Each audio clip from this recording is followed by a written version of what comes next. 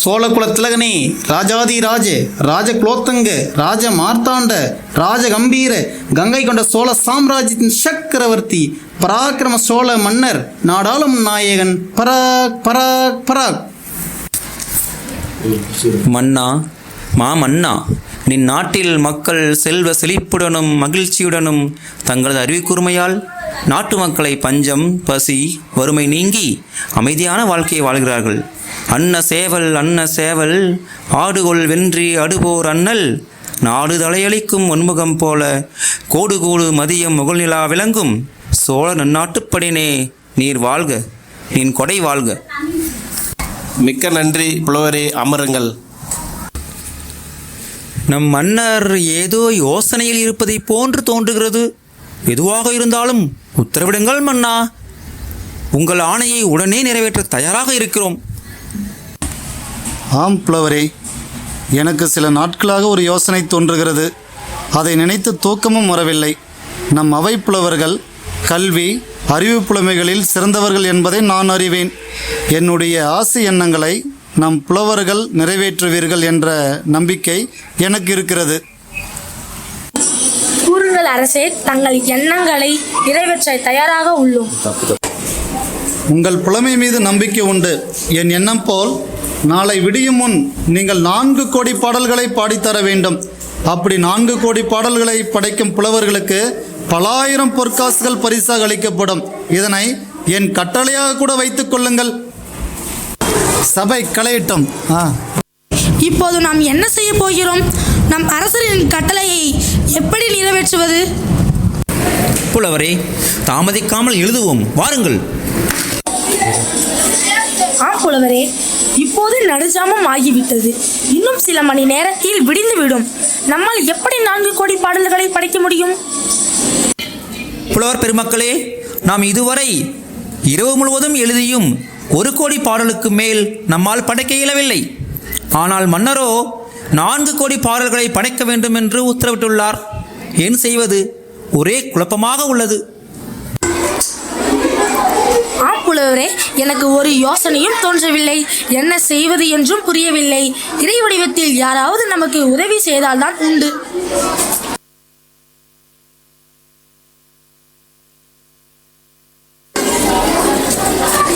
அதோ அங்கே வருபவர் அவ்வை பிராட்டி போல் தோன்றுகிறது. தாயே, வணங்குகிறோம். தங்கள் வரவு எங்களுக்கு பெரும் மகிழ்ச்சி அளிக்கிறது. ஆனால்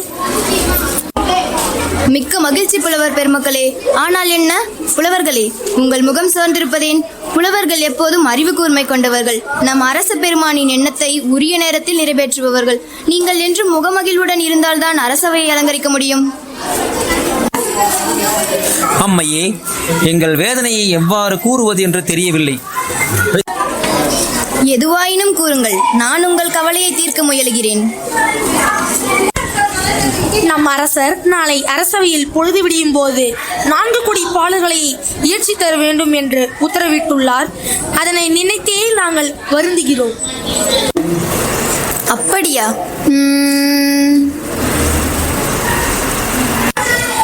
அம்மையே, இதற்கு உங்களால் ஏதேனும் தீர்வு காண இயலுமா? புலவர்களே, சோழ மன்னன் புலமையை மதிப்பவன், புலவர்களையும் மதிப்பவன். அப்படி இருக்கையில் புலவர்கள் வருந்தும் வண்ணம் ஆணையிடுவானா? இல்லை இல்லை. அரசனின் ஆணையை ஆராயாமல் நீங்கள் ஏன் வருந்துகிறீர்கள்? கவலையை விடுங்கள். அம்மையே, உங்கள் புலமையை பற்றி நாடு அறியும். புலவர்கள் பெருமக்களாகிய நாமும் அறிவோம். ஆனால் இன்னும் சில மணி நேரத்திற்குள்ளாக 4 கோடி பாடல்கள் எப்படி? பாவனரே, யாமிருக்க கவலையேன். இதோ இப்பொழுதே உமக்காக 4 கோடி பாடல்களை பாடுகிறேன், எழுதி கொள்ளுங்கள். அம்மையே, என்ன கூறுகிறீர்கள்? இவை சாத்தியமாகுமா? உங்கள் புலமையே புலமை. நின் புலமை போல் இவ்வுலகில் வேறொருவர் உண்டோ? கவிஞர் பெருமக்களே, புலவர்களில் ஏது உயர்ந்தவர் தாழ்ந்தவர்? கல்வி அறிவு புலமைகளில் அனைவரும் சிறந்தவர்களே. இதோ பாடுகிறேன், எழுதி கொள்ளுங்கள். இதை நம் மன்னர் பெருமானிடம் கொண்டு போய் கொடுங்கள். மதியாதோர் குற்றம் மதித்தொரு கால் சென்று மிதியாமை கோடி பெறும். உன்னீர் உன்னீர் என்று உபசரியார் தன் மனையில் உண்ணாமை கோடி பெறும். கோடி கொடுத்தும் குடிப்பிறந்தார் தம்மோடு கூடுதல் கோடி பெறும். கோடானு கோடி குடுப்பினும் தன்னுடை கோடாமை கோடி பெறும். இந்த 4 பண்புகளும் கோடி கொடுத்தும் பெறாத பண்புகளாகும். இவற்றை பின்பற்றினால் நாமும் 4 கோடிக்கு அதிபராவோம் என்பதே பொருள். ஆஹா, அருமை, அற்புதம்! என்ன ஒரு புலமை! உங்கள் புலமை எங்களை வியக்க வைக்கிறது அம்மையே. அதியமானுக்கு நெல்லிக்கனி கொடுத்த அன்னையே, உன் அறிவு, பாடல், பொருள், நுணுக்கம் கொண்டவை. கல்வி ஒழுக்கத்தின் சிறப்பையும் மக்களுக்கு தன்னம்பிக்கை மற்றும் உழைப்பின் முக்கியத்துவத்தையும் இப்பாடல் மூலம் மிக தெளிவாக எடுத்துரைத்துள்ளீர். நீர் வாழ்க, நீ புலமை வாழ்க. நன்றி புலவர் பெருமக்களே, நான் விடைபெறுகிறேன். மிக்க நன்றி அம்மையே, சென்று வாருங்கள்.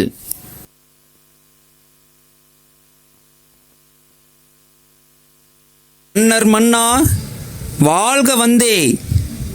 வணக்கம் அரசே. வணக்கம் புலவர் பெருமக்களே. எங்கே நான் கேட்ட 4 கோடி பாடல்கள்? இதோ அரசே. ஆஹா, ஓஹோ, என்ன ஒரு புலமை! மிக அற்புதமான பாடல் வரிகள். என்னுடைய எண்ணம் நிறைவேற்றிவிட்டது. ஒவ்வொரு அடியிலும் கோடி என்று அமைத்து 4 கோடி மதிப்புள்ள செய்திகளை 4 அடியில் பாடி முடித்துவிட்ட புலமையோ புலமை. ஆனால் எனக்கு சந்தேகமாக உள்ளதே. இந்த பாடலை படைத்தது நிச்சயம் ஒரு பெரும் புலவராகத்தான் இருக்க முடியும். அரசே, அது வந்து அவை புலவர்களே, உங்கள் தயக்கத்தில் இருந்தே தெரிகிறது இப்பாடலை நீங்கள் படைக்கவில்லை என்று. ஆம் அரசே, எங்களை மன்னித்து விடுங்கள். இப்பாடலை தமிழ் புலவி, தவப்பெண், நம் அவ்வை பிராட்டி படைத்த பாடல்தான் இவை. எங்களை மன்னித்து அருள வேண்டும் அரசே. புலவர் பெருமக்களே, எமக்கு தெரியும் என் ஆணையை நிறைவேற்றவே நீங்கள் இப்படி செய்துள்ளீர்கள். பரவாயில்லை கவிஞர் பெருமகனே, இந்த பாடலின் விளக்கத்தை அளித்தால் இந்த அவையில் இருக்கும் அனைவருக்கும் விளங்கும். நம் சோழ நாடு பெருமை கொள்ளும். நிச்சயம் அரசே. நம் அவ்வை பிராட்டி தனது முதல் பாடலில் மதியாதோர் முற்றம் மதித்தொரு கால் சென்று மிதியாமை கோடி பெறும். இந்த பாடலின் விளக்கம் என்னவென்றால், தவிர்க்க இயலாத சூழலிலும் நம்மை மதிக்காதவர் வீட்டின் முற்றம் வரை கூட சென்று கால் வைக்காமல் இருப்பது கோடி செல்வம் பெற்றதற்கு சமமாகும் என்று கூறுகிறார். 2ஆம் பாடலில் உன்னீர் உன்னீர் என்று உபசரியார் தம் மனையில் உண்ணாமை கோடி பெறும். இப்பாடலின் விளக்கம் என்னவென்றால், மனமாற உண்மையான அன்புடன் உண்ணுங்கள் உண்ணுங்கள் என்று நம்மை உபசரிக்காதவர்கள் வீட்டில் உண்ணாமல் இருப்பது கோடி செல்வம் பெற்றதற்கு சமமாகும் என்று கூறுகிறார். அரசே, நம் அவ்வை பிராட்டி தனது 3ஆம் பாடலில் கோடி கொடுத்தும் குடிப்பிறந்தார் தம்மோடு கூடுதல் கோடி பெறும். இந்த பாடலின் விளக்கம் என்னவென்றால், கோடி செல்வம் செலவு செய்து உயர்ந்தோர் நட்பு பெற்றால் அது கோடி செல்வம் பெற்றதற்கு சமமாகும் என்று கூறுகிறார். நம் அவ்வை பிராட்டி தன்னுடைய கடைசி பாடல் வரிகளில் கோடானு கோடி கொடுப்பினும் தன்னுடைய கோடாமை கோடி பெறும். இப்பாடலின் விளக்கம் என்னவென்றால், கோடி கோடியாய் தந்தாலும் நீதி தழுவாத தன்மையும் கொடுத்த வாக்கை காப்பாற்றுதலும் பிறளாத நாக்கும் பெற்றிருப்பது கோடி செல்வம் பெற்றதற்கு சமமாகும் என்று கூறுகிறார். இந்த 4 பண்புகளும் கோடி கொடுத்தும் பெறாத பண்புகளாகும். இவற்றை பின்பற்றினால் நாமும் 4 கோடிக்கு அதிபராவோம் என்பதே பொருள். நம் சோழ நாடு புலமையில், அறிவு, கல்வி, வீரத்தில் சிறந்தவை என்று எடுத்துக்காட்டி நம் சோழ நாட்டு மக்களை பெருமைப்படுத்திய நம் மூதாட்டி அவ்வை பிராட்டி அழைத்து வாருங்கள். அவரை பாராட்டி பல ஆயிரம் பொற்காசுகள் வழங்க வேண்டும். சபை கலையட்டும். பெரியோர்களே, தாய்மார்களே, இந்த நாடகத்தின் மூலம் நம் முன்னோர்களின் வாழ்வியல் நெறிகளையும் பண்புகளையும் அறிவு கூர்மையையும் ஒழுக்க நெறிகளையும் இன்றைய தலைமுறைக்கு எடுத்துச் செல்ல வேண்டும் என்பதே எங்கள் நோக்கமாகும். வாழ்க வளமுடன். நன்றி, வணக்கம்.